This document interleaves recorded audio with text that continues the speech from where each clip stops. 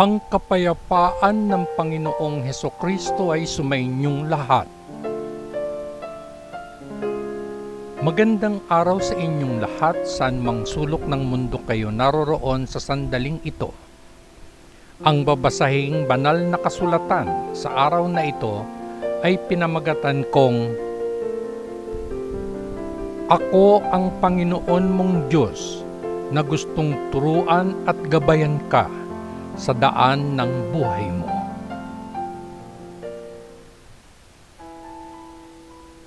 Pagbasa sa banal na kasulatan mula sa aklat ni Propeta Isaias, ika-48 hanggang ika-51 kabanata.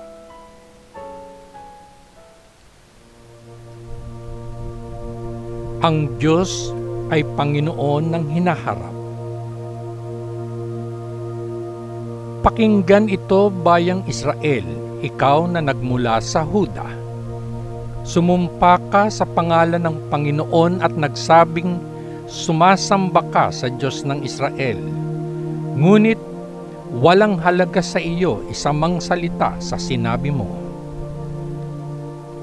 Gayunpaman, ipinagmamalaki ninyong sabihin na kayo ay mga mamamayan ng banal na lungsod at umaasa kayo sa Diyos ng Israel na ang pangalan ay ang Panginoong makapangyarihan sa lahat. Sinabi ng Panginoon sa Israel, matagal ko nang hinulaan kung ano ang mangyayari, tapos bigla kong ginawa itong mangyari. Alam kong magiging matigas ang ulo mo, kasing tigas ng bakal at hindi yuyukot na parang bronse. At kaya hinulaan ko ang iyong hinaharap noon pa man. Pinapahayag ang mga kaganapan bago ito naganap, para mapigilan ka sa pag-angkin na ang iyong mga Diyos-Diyosan at mga imahen ang gumawa ng mga ito. Ang lahat ng aking hula noon ay naganap na ngayon. Kailangan mong aminin na tama ang aking mga hula. Ngayon, sasabihin ko sa iyo ang mga bagong bagay na darating, mga pangyayaring hindi ko isiniwalat noon. Ngayon ko lang ginagawa ang mga ito. Walang nangyaring ganito sa nakaraan. Kung mayroon, sasabihin mo na alam mo ang lahat tungkol dito. Alam kong hindi ka mapagkakatiwalaan na palagi kang kilala bilang isang rebelde. Iyan ang dahilan kung bakit hindi mo narinig ang lahat ng ito, kung bakit walang salita ang nakarating sa tainga mo.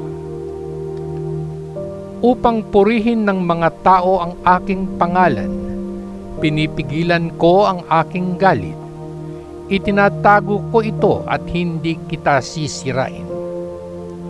Sinubukan kita sa apoy ng pagdurusa, gaya ng pilak na dinadalisay sa isang horno. Ngunit napag-alaman kong wala kang kwenta. Ang aking ginagawa ay nagawa na para sa aking kapakanan. Hindi ko hahayaang masiraan ng puri ang aking pangalan o hayaan ng sinuman na makibahagi sa kaluwalhatian na dapat ay akin at akin lamang. Si Cyrus ang piniling pinuno ng Panginoon. Sabi ng Panginoon, makinig ka sa akin, Israel, ang mga taong tinawag ko. Ako ang Diyos, ang una, ang huli, ang nag-iisang Diyos. Ginawa ng aking mga kamay ang mga pundasyon ng lupa at inilatag ang langit. Kapag tinawag ko ang lupa at langit, sabay-sabay silang dumating at iniharap ang kanilang sarili. Magtipon at makinig lahat kayo.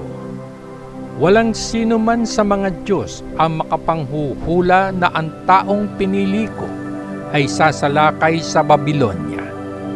Gagawin niya ang gusto kong gawin niya. Ako ang nagsalita at tumawag sa kanya. Pinangunahan ko siya at binigyan siya ng tagumpay. Ngayon, lumapit ka sa akin at pakinggan mo ang sinasabi ko. Mula sa simula ay hayagan akong nagsalita at palaging ginagawang totoo ang aking mga salita. Ngayon ay ibinigay sa akin ng soberanong Panginoon ang kanyang kapangyarihan at isinugo ako.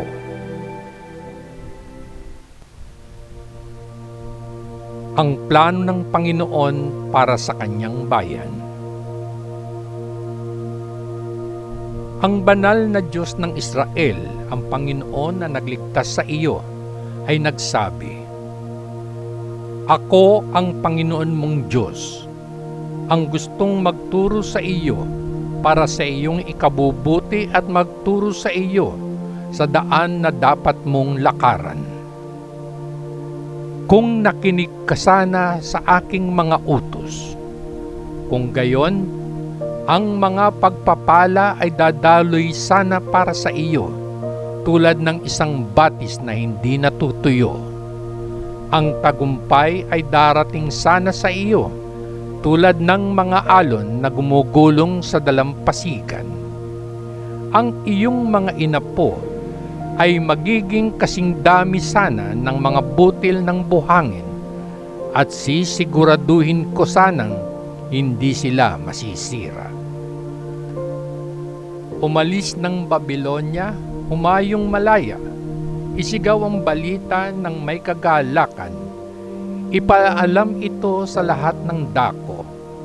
Iniligtas ng Panginoon ang kanyang lingkod na Israel. Nangakay ng Panginoon ang kanyang bayan sa isang mainit at tuyong disyerto. Hindi sila nagdusa ng uhaw. Ginawa niyang bumukal ang tubig mula sa isang bato para sa kanila. Binuksan niya ang bato at umagos ang tubig. Walang kaligtasan para sa mga makasalanan, sabi ng Panginoon.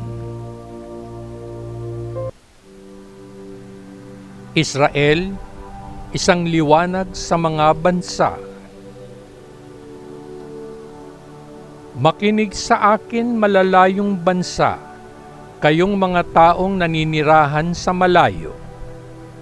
Bago ako isinilang, pinili ako ng Panginoon at itinalaga akong maging lingkod niya. Ginawa niyang kasing talas ng espada ang aking mga salita.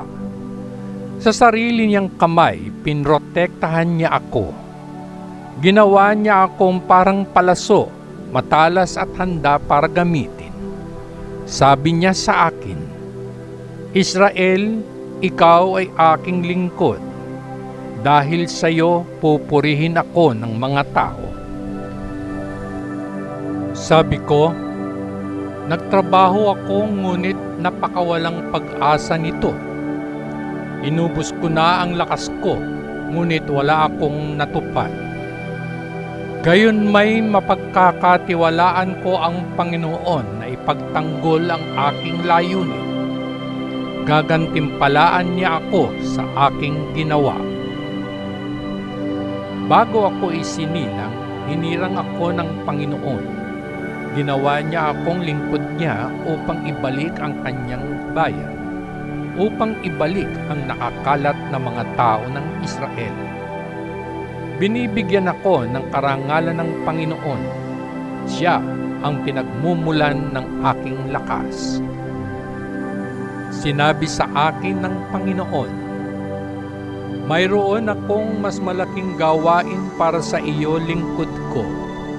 Hindi mo lamang ibabalik sa kadakilaan ang bayang Israel na nakaligtas, ngunit gagawin din kitang liwanag sa mga bansa, upang ang buong mundo ay maligtas.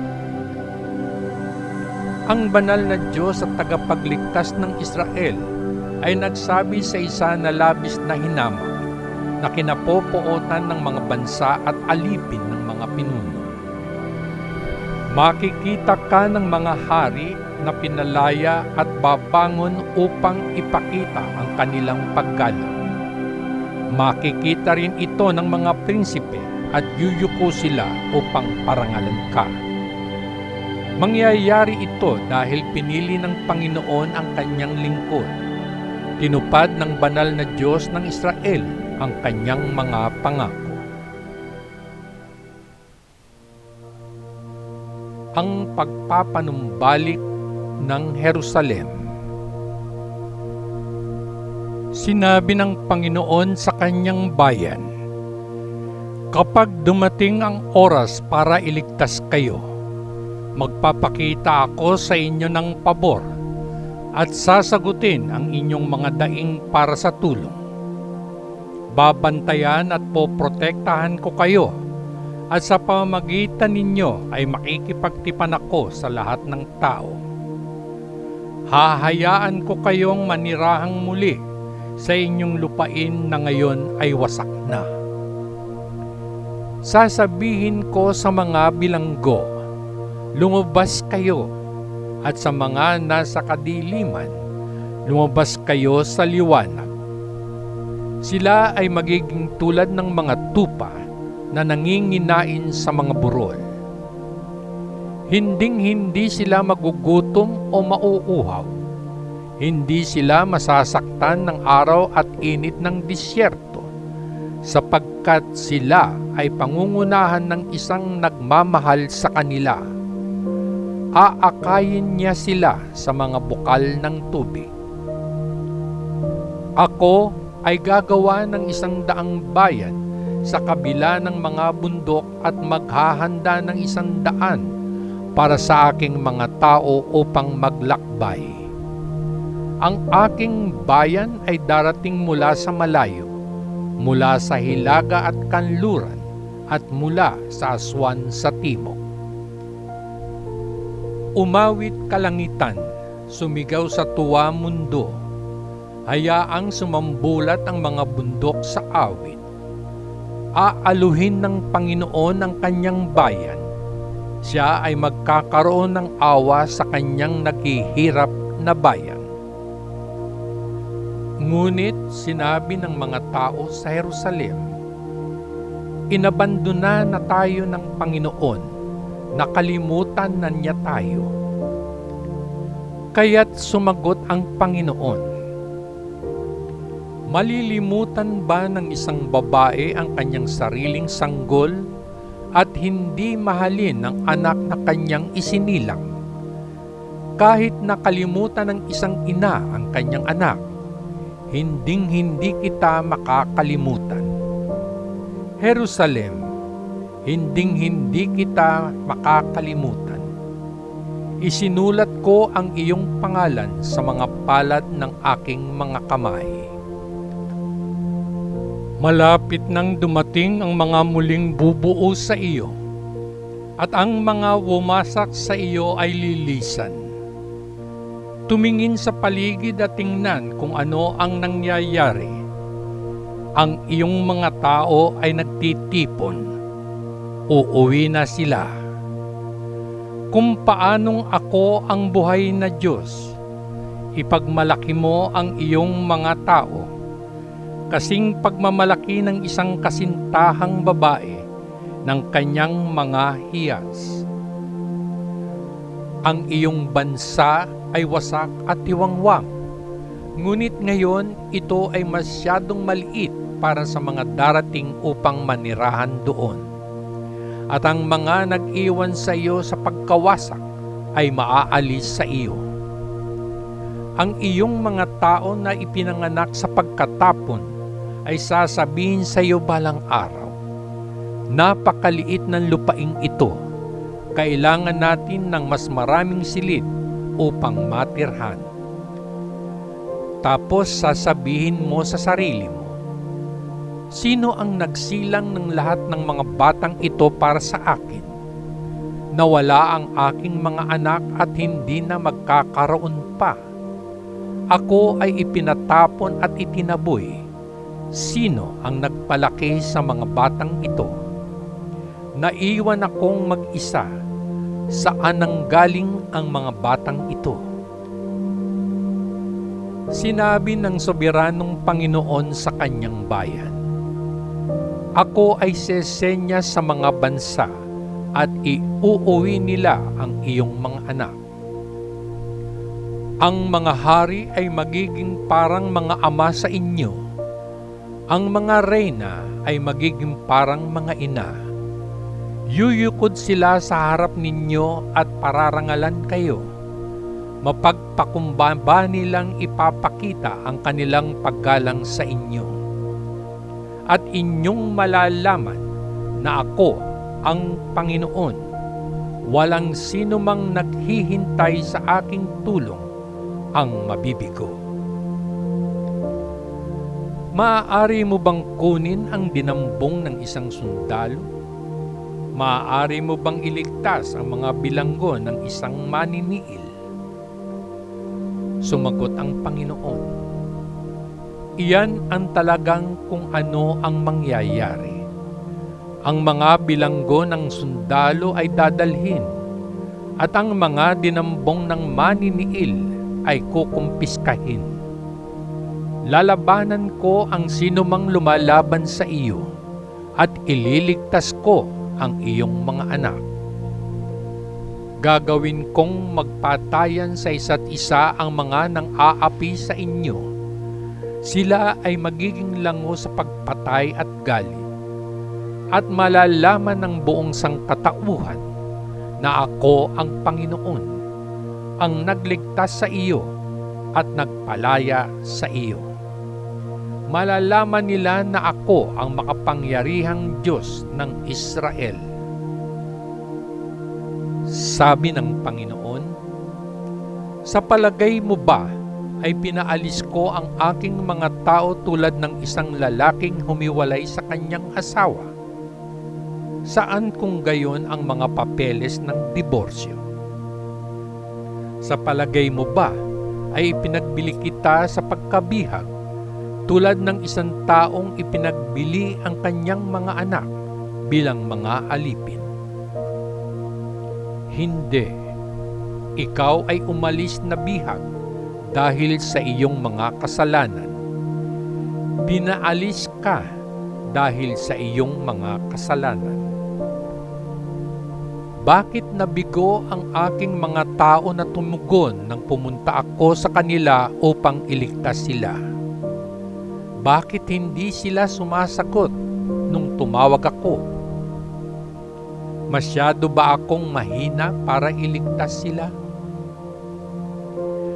Maaari kong patuyuin ang dagat sa pamamagitan ng utos at gawing disyerto ang mga ilog, upang ang mga isda sa kanila ay mamatay dahil sa kakulangan ng tubig. Kaya kong gawing madilim ang langit na parang nagdadalamhati sa mga patay. Ang pagsunod ng lingkod ng Panginoon. Itinuro sa akin ng soberanong Panginoon kung ano ang dapat kong sabihin upang mapalakas ko ang pagod. Tuwing umaga ay ginawa niya akong manabik na marinig kung ano ang ituturo niya sa akin.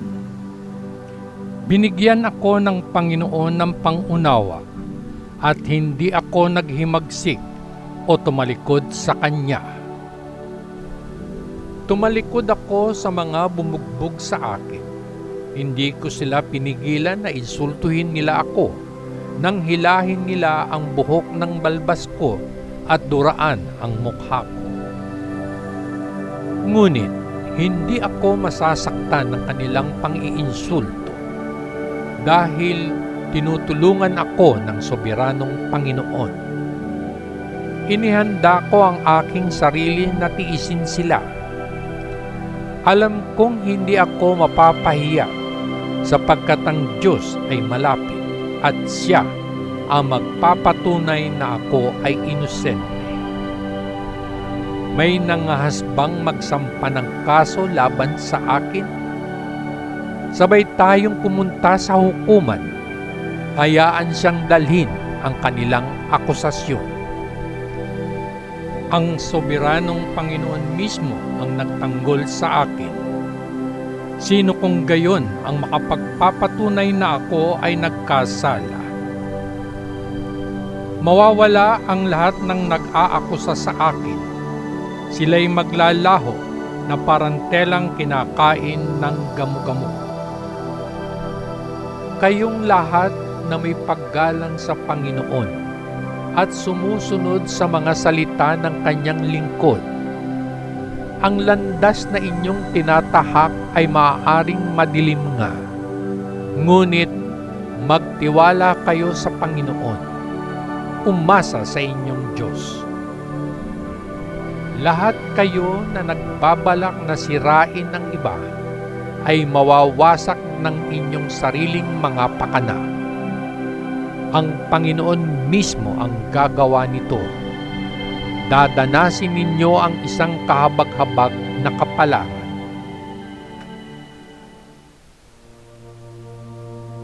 Mga salita ng kaaliwan sa Jerusalem.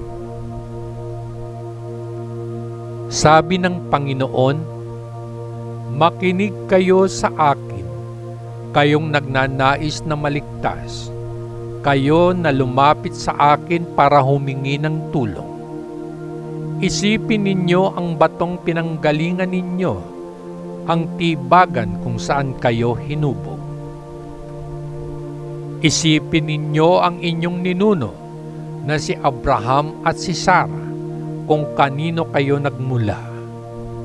Noong tinawag ko si Abraham, siya ay walang anak. Ngunit pinagpala ko siya at binigyan ko siya ng mga anak. Pinarami ko ang kanyang mga inapo. Ako ay magpapakita ng habag sa Jerusalem sa lahat ng naninirahan sa kanyang mga guho. Kahit na ang kanyang lupain ay isang disyerto, gagawin ko itong hardin tulad ng hardin na itinanim ko sa Eden. Ang ligaya at kagalakan ay naroroon at mga awit ng papuri at pasasalamat sa akin. Makinig sa akin, aking mga tao. Pakinggan ninyo ang aking sasabihin. Ibinibigay ko ang aking aral sa mga bansa, ang aking mga batas ang magdadala sa kanila ng liwanag. Ako ay darating na mabilis at ililigtas sila. Malapit na ang panahon ng aking tagumpay. Ako mismo ang maghahari sa mga bansa. Ang malalayong lupain ay naghihintay sa akin na dumating. Naghihintay sila na may pag-asa na ililigtas ko sila. Tumingala sa kalangitan, tumingin sa mundo. Ang kalangitan ay mawawala na parang usok. Ang mundo ay masisira tulad ng lumang damit. At lahat ng mga tao nito ay mamamatay na parang langaw. Ngunit, ang pagliligtas na aking dadalhin ay mananatili magpakailanman. Ang tagumpay ko ay magiging pangwakas. Makinig kayo sa akin. Alam ninyo kung ano ang tama. Kayong nagpirmi ng aking katuruan sa inyong mga puso. Huwag kayong matakot kapag tinutuya at inuinsulto kayo ng mga tao. Sila'y maglalaho tulad ng damit na kinakain ng mga gamo-gamo. Ngunit ang pagliligtas na aking dadalhin ay mananatili magpakailanman. Ang aking tagumpay ay mananatili magpakailanman. Gumising ka, Panginoon, at tulungan mo kami. Gamitin ang iyong kapangyarihan at iligtas kami. Gamitin ito gaya ng ginawa mo noong sinaunang panahon. Ikaw ang pira-pirasong humiwa sa halimaw sa dagat na si Rahab. Ikaw din ang nagpatuyo ng dagat at gumawa ng landas sa tubig para makatawid ang mga iniligtas mo. Yaong mga iniligtas mo ay makararating sa Jerusalem na may kagalakan, umaawit at sumisigaw sa tuwa. Magiging masaya sila magpakailanman na walang kalungkutan at pagdadalamhati. Sabi ng Panginoon, "Ako ang nagpapalakas sa inyo. Bakit kayo matatakot sa mortal na tao? Sino ang hindi mas matiisin kaysa sa damo? Nakalimutan na ba ninyo ang Panginoon na lumikha sa inyo? Sino ang nagladlad ng langit at naglagay ng mga pundasyon ng lupa? Bakit kayo patuloy na mamumuhay sa takot, sa puot ng mga umaapi sa inyo, sa mga handang wasakin kayo? Hindi na kayo mahahawakan ng kanilang galit. Yaong mga bilanggo ay nalalapit ng mapalaya. Mabubuhay sila ng mahabang buhay at magkakaroon ng lahat ng pagkain na kailangan nila. Ako ang Panginoon na inyong Diyos. Hinalo ko ang dagat at pinapaungal ang mga alon nito. Ang pangalan ko ay ang Panginoong makapangyarihan sa lahat. Aking iniunat ang langit at inilatag ang mga pundasyon ng lupa. Sinabi ko sa Jerusalem, kayo ay aking mga tao. Ibinigay ko sa inyo ang aking turo at pinoprotektahan ko kayo ng aking kamay.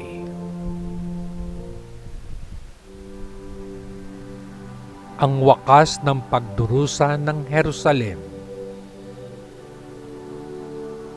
Jerusalem, gumising ka. Gumising ka at bumangon ka.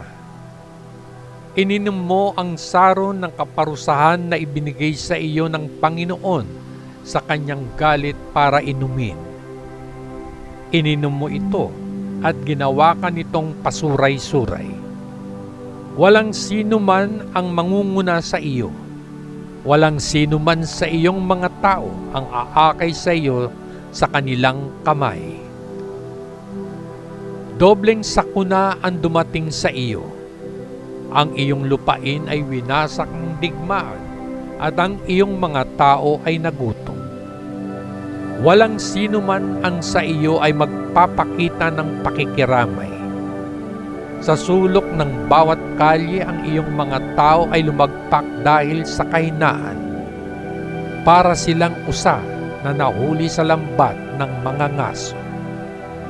Naramdaman nila ang lakas ng galit ng Diyos. Kayong naghihirap na mga tao ng Jerusalem, kayo na sumuray-suray na para kayong lasing, ipinagtanggol kayo ng Panginoon na inyong Diyos at sinabi, inaalis ko ang kopa na ibinigay ko sa inyo sa aking galit. Hindi na ninyo kailangang uminom ng alak na magpapasuray-suray sa inyo. Ibibigay ko ito sa mga umapi sa inyo, sa mga nagpahiga sa inyo sa mga lansangan at niyurakan kayo na parang kayo ay dumi.